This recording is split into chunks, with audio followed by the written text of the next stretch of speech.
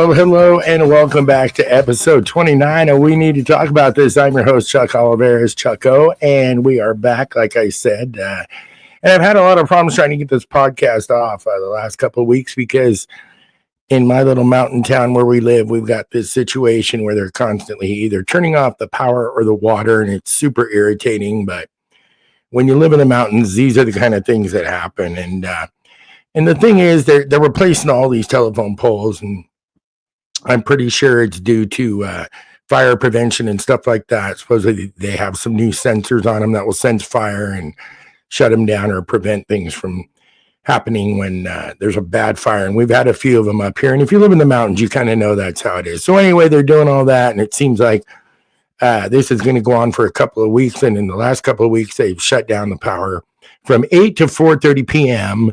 one day, and then a day they don't do it, and then they do it again another day, and sometimes it's 2 days in a row, and you're just like, shit, and you forget about it, and just about the time you're getting your coffee in the morning and turning on your whatever you're going to watch, have your coffee with, poof, everything goes, and then you're like, what do I do now? Oh shit, I didn't charge my phone. That's the worst part, isn't it?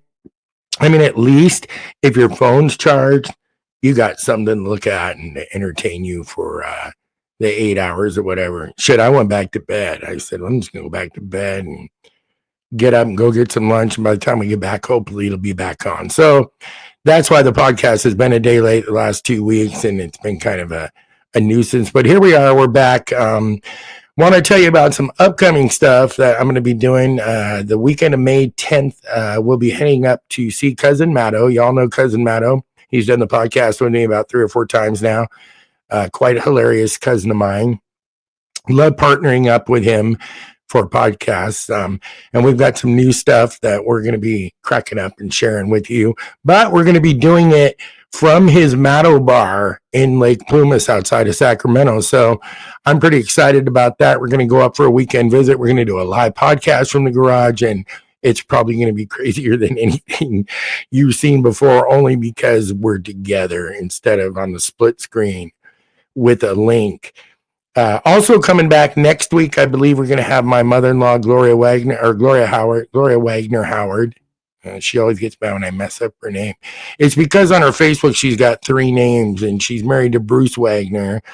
And so I know that, but I see that name in my head. So Gloria Wagner will be back. You guys met her on a podcast about 2 weeks ago. She came out to visit from Florida, and she was hilarious. She was a natural. So Mom's coming back on. She's also an artist, and I want to share some of her art with you. She sells that stuff. She can talk about that. But also we'll have some fun with her because she likes to laugh, and I'm excited to have her back on. So she will probably be here next week. So just talking about life and stuff lately, I think we're all kind of going through it with the new administration, because every day you wake up and you don't really know what's going on. I feel like in the morning when I wake up, I get my coffee and I turn on Good Morning America. And I just do that because, like my hat says, I don't care. No, I do care though.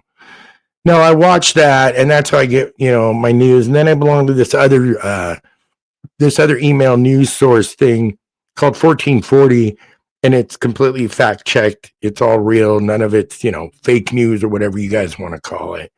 Although there's a whole mass of people that will still say, that's not real. What they're really doing. I don't want to hear it.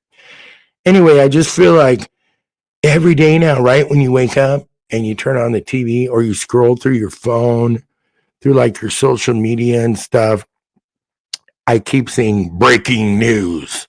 And it's like, oh, what the fuck now, right? I mean, that's how it is every single day. I scroll through social media and I get the breaking news. This just happened, that just happened. And it's usually stuff the administration's doing because they're doing a million things every minute, changing this, changing that. What was it yesterday? They just wiped out the Department of Education, okay? Dude, don't even get me started on that, okay? So these kind of things bug me. And I was watching the new White House press secretary under Trump, Caroline on the news the other day, and man, do I not like her. So this little Barbie doll kills me. And then I started thinking about the other White House speakers that have been around before. Do you guys remember Sean Spicer? This guy, putting it up on the screen if you're watching YouTube, White House press secretary. Okay, that guy, he dealt with so much shit, that poor bastard.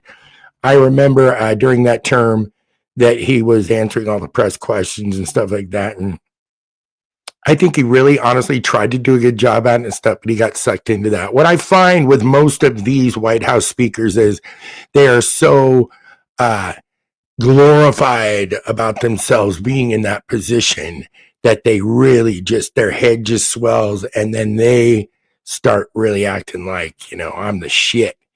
And they're caught up in that, as well as their full freaking support of any bullshit, because you're a White House press secretary. You're going to be lying about something, okay? I don't care if you're a Republican, a Democrat, or a monkey. If you're a White House press secretary, some of the shit you're saying is not going to be correct. And then I remember this chick, Sarah Huckabee. Remember her? Look at her eye. She had the weird eye. She was the one with the weird eye. She had like the Cyclops eye. And I used to tell her, when that lady with the Cyclops eye and stuff. Sarah Huckabee, she was out there trying to do the same thing that this Barbie girl's doing, Caroline now. And, she finally stepped down and got out of there because it started to consume her life. There was a story where she was back east or something somewhere, and her and her husband went to go eat, and the restaurant wouldn't serve her because they didn't like her. And from her position and being on the news every night, they were like, nope, not serving you, don't like you. And they walked out and they didn't get served and stuff. But so the new girl, Barbie doll, what I'm talking about, this is her deal. Caroline Claire Levitt, born August 24th, 1997, is an American political aide and government official who's been serving the 36th White House press secretary in the second Trump administration since January 2025. Y'all know her. And here's her picture. This gal, and I don't want to leave her picture up too long because she loves herself so much, I don't even want to give her 2 minutes of airtime in a picture. She annoys me. She acts a lot like Trump does, very pushy and disrespectful. And, it's gotten ridiculous in that press room anyway, because they kind of decided who can come in there now and who can't. And that's bullshit, and then when somebody does rub her wrong, she comes across as, she just thinks she's a shit. You can see it. So here's what irritated me more than anything the other night. I was watching her, and she was saying, the president is following through with his agenda, and here's an example here of overspending $24 billion, blah, blah, blah. And she shows a piece of paper and sets it down real quick. And then she goes, and here we have Department of Education, $8 billion wasted on blah, blah, blah, sets it down. But have they ever shown us it? I wanted to say, when I was watching her doing this, she was going through this pile of things, rattling off these billions of dollars that are being misspended or being handled wrong and all that. And I wanted to say, if I was in the press room, I'd be like, can you pass those around to the whole room so we can actually look at it and see the proof? Because you've never shown any proof of this. It's like all the stuff Elon Musk says about, and my friends too, by the way. I have a bunch of friends that are big supporters of the administration. And they're like, dude, he's fixing everything, They're finding all this stuff that's wrong, and they're overspending of billions of dollars and this and that. And it's like, no, they're not. They promised to find that stuff. They said they found that stuff. And then they said they would post it on a media website so people could see it with their own eyes, is what they said. And they still have yet today to have shared anything with anyone, because it isn't happening. Okay, so that's what kills me. Like her little piece of paper thing, that is totally, I used to interrogate people for a living for theft and things like that and crimes, and there's a thing called bluffing, right? And that's what that shit is. She's using those little papers as a tool, and it just kills me. I want to say, if that's really happening, if that's really $24 billion being wasted in that Department of Education, show it to us. Make it public. Let us see it for our own eyes. Let's see that it's factual, because you're not showing anything. You're up there putting on a show and showing us nothing.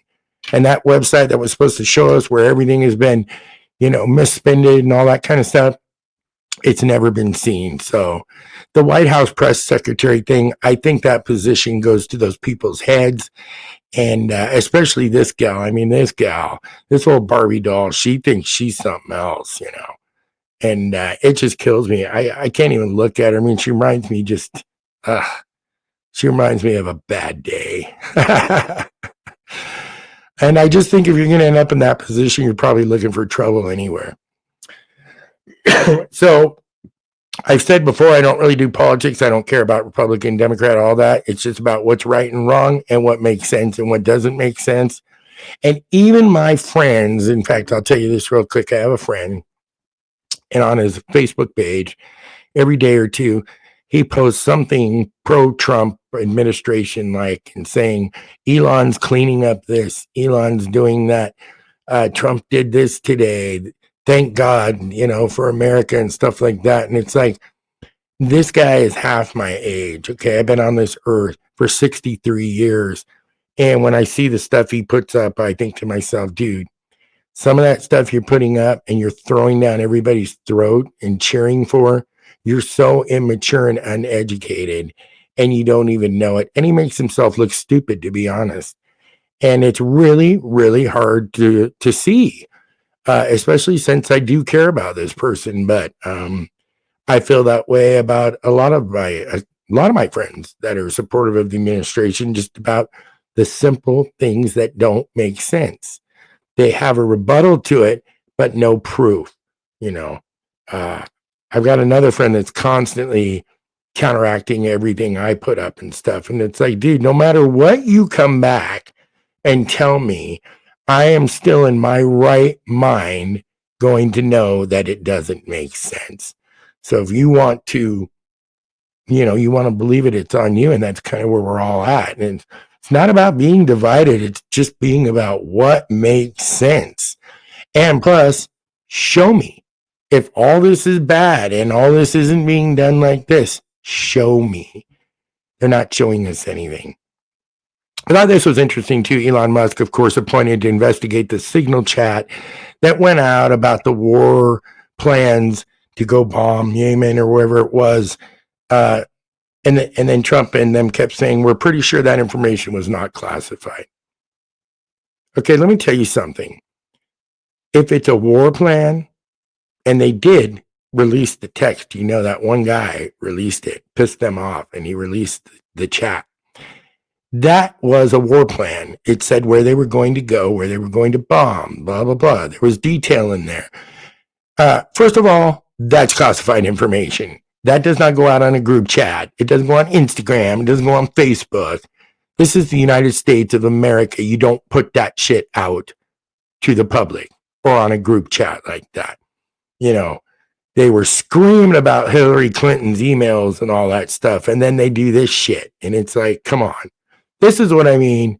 Doesn't make sense. There was a guy who put this up on his Instagram. It says, the world is awakening, unstoppable, united, and rising as one. This is more than a movement. It's a revolution.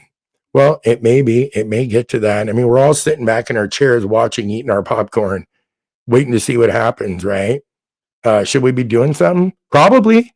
Some of this stuff, yeah, And I mean, I even sometimes go to bed at night and think to myself, man, what can I do? What can I do to help? Because it's so heinous and unbelievable that you just can't comprehend it. It's nuts. So that's when I say I can't watch the news that much anymore, but I have to because I want to know what crazy shit happened today. And plus, I do a podcast. We got to laugh at it. And that's the key, guys. So for me, the only way to get past this and not lose my freaking mind is to laugh at it.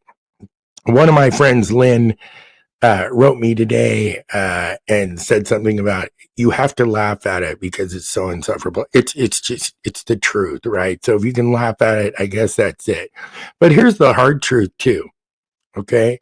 And about people like my friend who's throwing that shit up all the time and has not fact-checked anything or seen any proof to back his promotion of that incident up. This is the real deal. You're not going to wake anybody up anymore. We're basically at endgame. There are things that are about to start happening everywhere that's going to freak the shit out of people. Back away from trying to wake them up. They're comfortable asleep. They're where they want to be. And unfortunate as it is, when the shit hits the fan, they're going to look around and say, why didn't someone say something?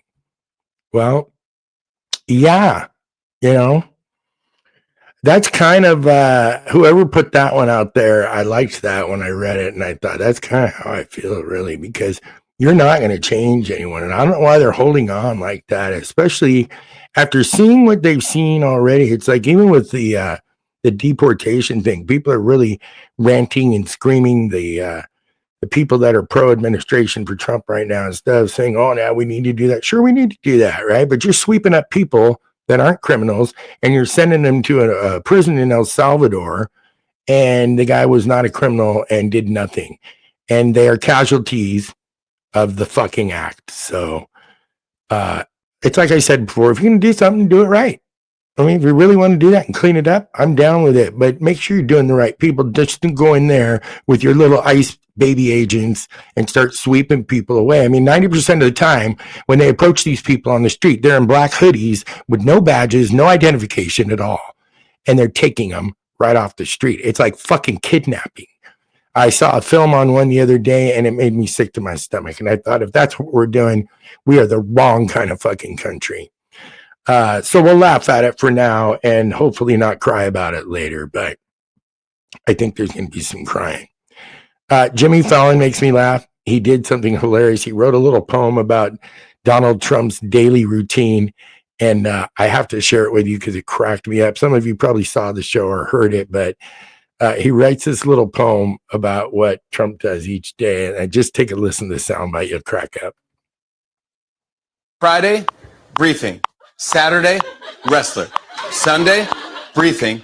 Monday, buy a Tesla. Tuesday, yell about the border. Give the finger to reporters. Wednesday, give a brand new order. Put my face on every quarter. Education, don't need that. Just give kids a new iPad. Get a phone call. Who is that? OMG, I think it's Vlad. Worked in golf, get lowest score. Add my face to Mount Rushmore. Worked in golf, a perfect drive. JFK is still alive. Golf 410, golf so much stamina. Tariff, invade Canada. Work golf 10, need a break for POTUS. I'll book a stay at the White Lotus. Oh, Jimmy, high five, Jimmy Fallon. That shit's hilarious. I like the way he does Donald's voice a little bit while he does it. Hey, man, all I can say about that is, before I get off of that political stuff and start having fun, because we got other shit to do that's fun, I want to tell you, this actually happened to me. I got a phone call. I got a phone message. I got a phone call. I didn't recognize the number, and like a lot of us, I deflected the phone call and it went to voicemail because I didn't know who it was. So here's what kills me, guys.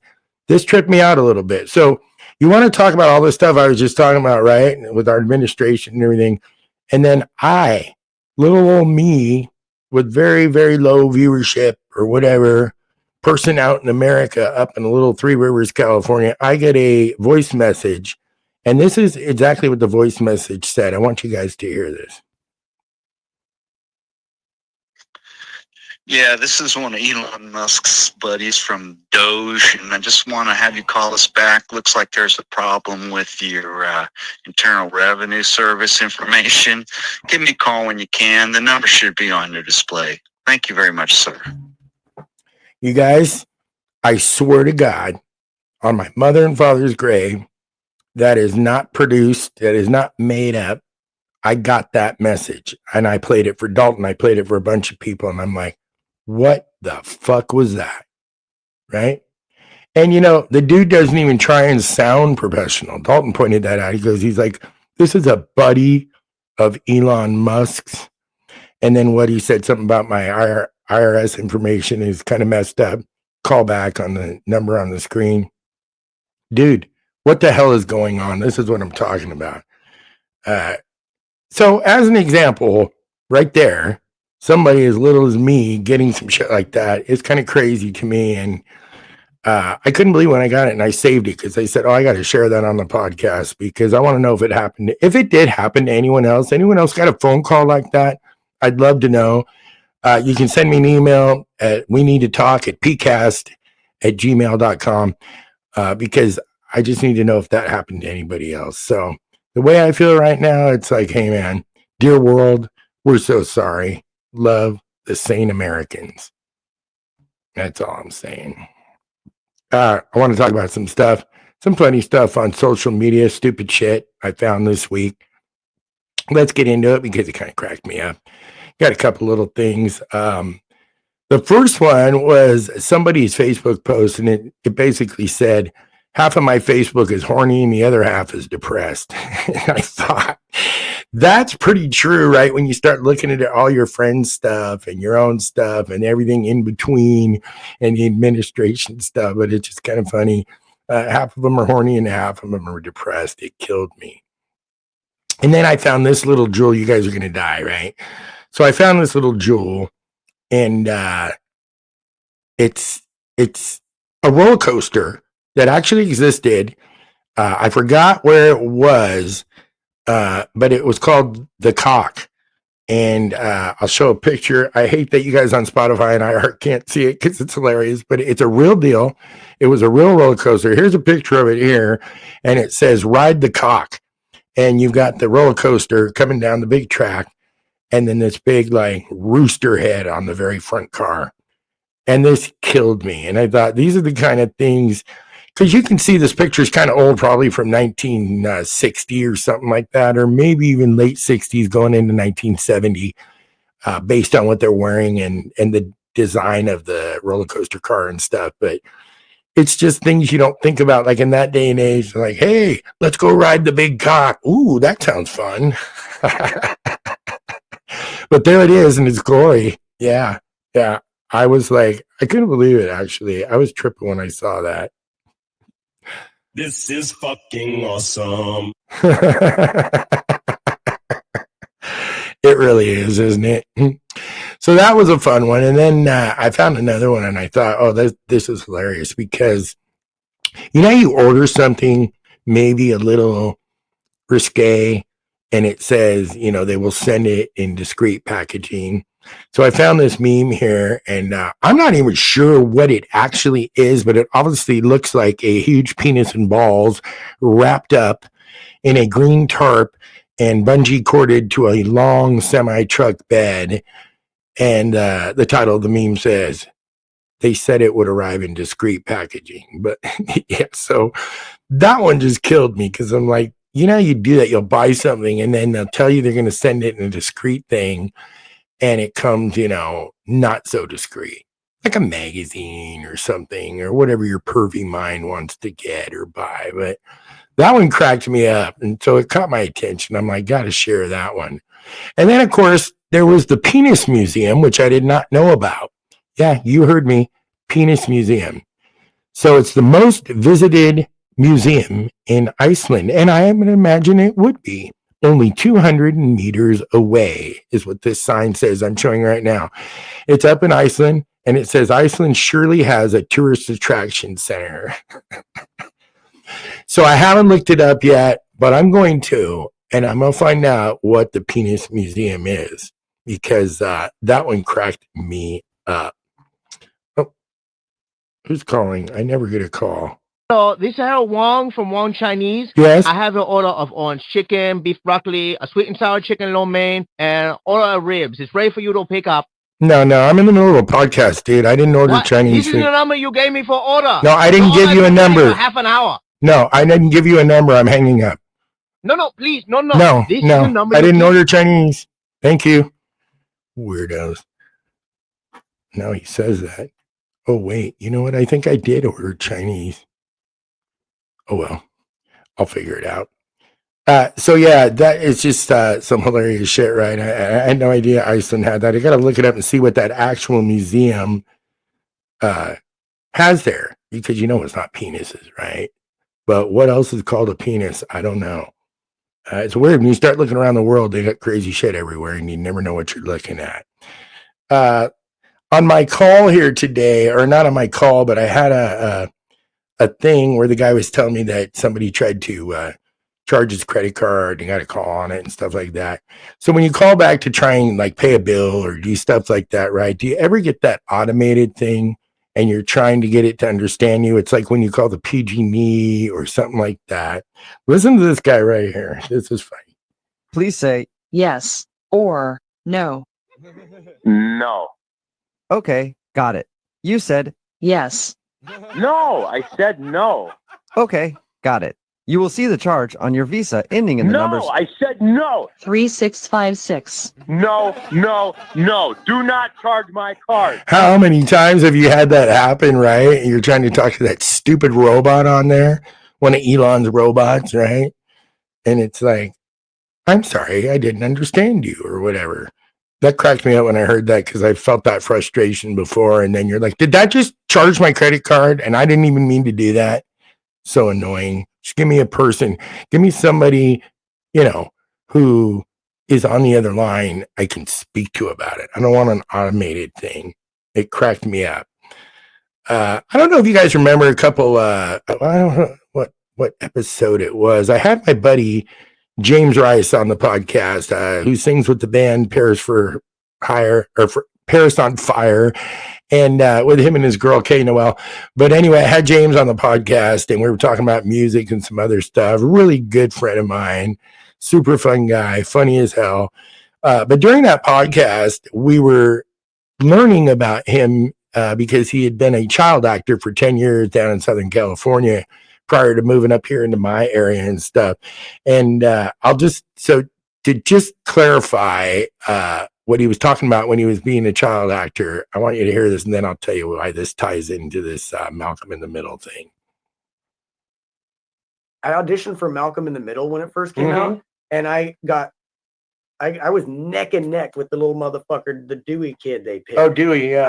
I did 3 callbacks, and imagine if you'd have gotten that show was huge. Oh, dude, I wouldn't know none of you motherfuckers. And I'd probably have a drug problem, be dead already, dude. So I even said to him, like I said, imagine if you'd have gotten that part because that show was huge and stuff. So in the news today, I see that little Dewey here says Malcolm in the Middle's Eric Per Sullivan seen for the first time in 18 years. This is on E! News on Instagram. So little Dewey, I guess, after he played that part, kind of disappeared for 18 years. And he was spotted getting a coffee or something in, I think it was Boston. And I thought to myself, my God, that's crazy, right? 18 years. So James, hey man, if you would have gotten the part as Dewey, I don't know. You said, oh, I might have been a drug addict. I wouldn't even know you fucking guys. I thought that was hilarious that James said that. And then here's little Dewey. Well, little Dewey disappeared for 18 years, but it's okay. He's getting some good coffee back in Boston. And there's actually a reboot of Malcolm in the Middle coming up. And he is the only cast member that's not returning. So, James, maybe you still have a shot at Dewey at your age now, right? I think you should try it, bro. So anyway, I thought that was funny when I saw that, and I thought of James right away. It cracked me up. I want to share something with you guys that cracked me up. I was going down a rabbit hole looking for funny things that people call 911 for and stuff like that. And I'm probably going to find more of those and share them with you because some of them are funny. Of course, I'm not going to talk about any kind of murder ones and things like that. But there was a 911 call from this guy and his wife. And this is the real thing. And this is a soundbite from it. And I think you'll find it quite humorous. 911, what's your emergency? There's a bottle of conditioner in me. What? My wife and I belong to a wholesale club and got a really big bottle of Mother Jeffrey's male hair conditioner. Uh-huh. We were in the shower and we put it in me, but it went all the way in. Your wife put the bottle in my behind. We're going to send an ambulance. We're going to send an ambulance. That's hilarious, dude. And I love the way the guy's like, I have a bottle in me. My wife and I went to Costco. Oh my God, dude. That's a real call. And there's a bunch of them. That was just one I plugged out to share with you guys because it cracked me up and it was so hilarious. But it's kind of nuts, right? Isn't it? And then I wanted to tell you that something that happened to me when I was in Portland, Oregon a couple of years ago. I lived up there, and I was singing with a band and living in Tigard, Oregon, just outside of Portland. But at one point in my life up there, I was kind of depressed and really, really not good.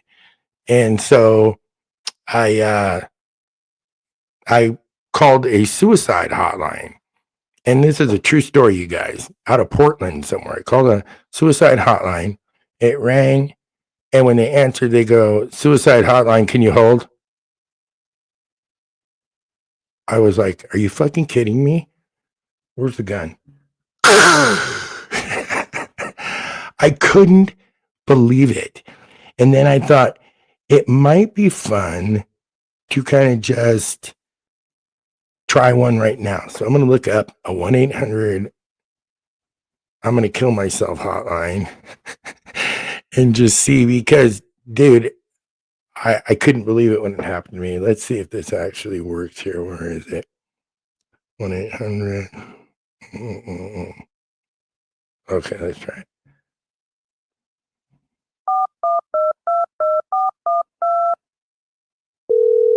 Here we go. Let's see. I should be all.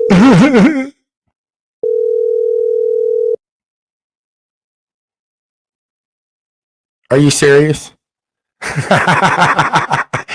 Hey, that does not surprise me after what happened to me.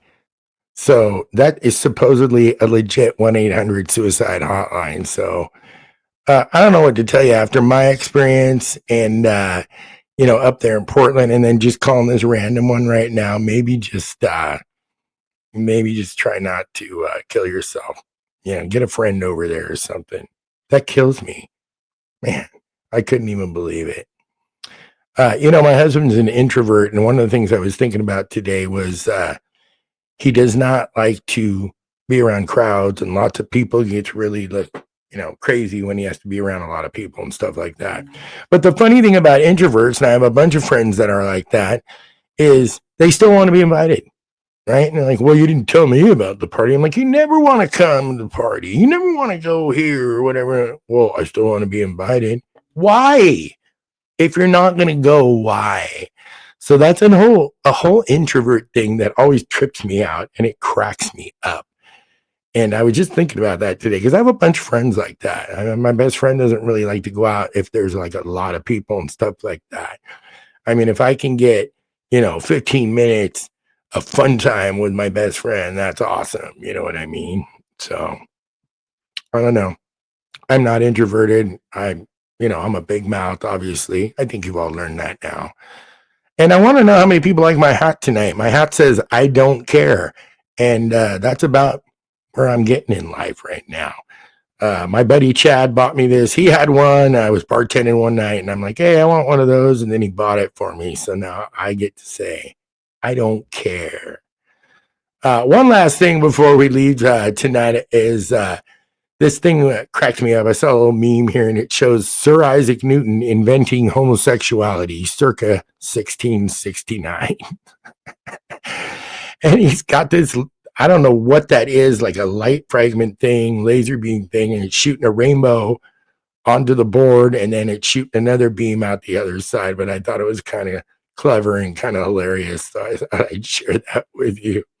I'm not even sure Sir Isaac Newton, I'm not even sure what kind of tool that was he was using and stuff, but it kind of cracked me up. So life is short. You got to laugh, right? I want to make sure this week that I do say thank you to Spotify, iHeartRadio, and to YouTube for the platform stuff. I keep forgetting you guys. Matt Damon, we ran out of time. We'll try and get you on next week. I'll use the old Jimmy Kimmel line. Podcast with Matto from his live bar up in Sacramento coming up the weekend of May 10th. The Mother-in-Law podcast coming up next week. There's lots more fun coming up, and summer's coming, so we're going to try and do some different stuff and some fun stuff. Hope everyone had a great week. I'm Chuck Oliveris. This is We Need to Talk About This, and we will see you next week.